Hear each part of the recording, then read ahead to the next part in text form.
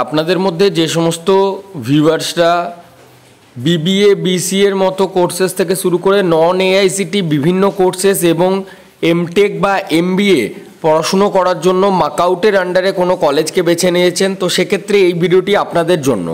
Maulana Abul Kalam Azad university of টেকনোলজির তরফ থেকে সমস্ত স্টুডেন্ট এবং অভিভাবক আপনাদের উদ্দেশ্যে এই ভিডিওটির মাধ্যমে জানাতে চাই, এই যে নোটিশটি আপনারা দেখছেন 24/7/2024 এটি প্রকাশ করা হয়েছে।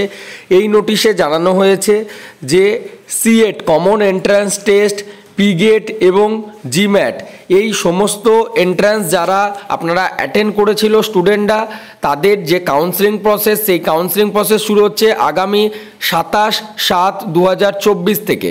27শে জুলাই থেকে অনলাইন পোর্টালে আপনারা কাউন্সেলিংয়ের চয়েস ফিলিং করতে পারবেন এবং 30/7/2024 পর্যন্ত এই প্রক্রিয়া রানিং থাকবে বা ওপেন থাকবে।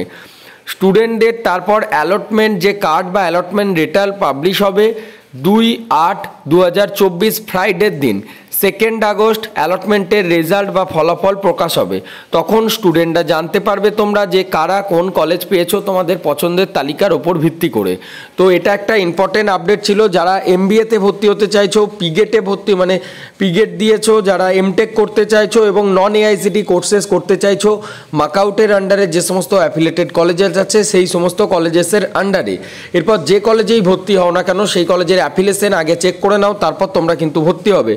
কারণ মাকআউট কিন্তু কিছু কিছু কলেজের রেজিস্ট্রেশন ক্যান্সেল করছে এরপর, কারণ এই যে জব ক্যান্ডিডেট বা ডিগ্রি সেল করার যে ব্যাপারটা থাকে এটা নিয়ে। তো একটা গুরুত্বপূর্ণ বিষয় ছিল, আমি শর্ট নোটিশের মাধ্যমে সকলের মধ্যে তুলে ধরলাম। যারা এমবিএ বা এমটেকে ডাইরেক্ট অ্যাডমিশন নিতে চাইছো, ডেসক্রিপশনে আমার হোয়াটসঅ্যাপ নাম্বার পাবে, তোমরা আমার সাথে হোয়াটসঅ্যাপে যোগাযোগ করতে পারো। ধন্যবাদ।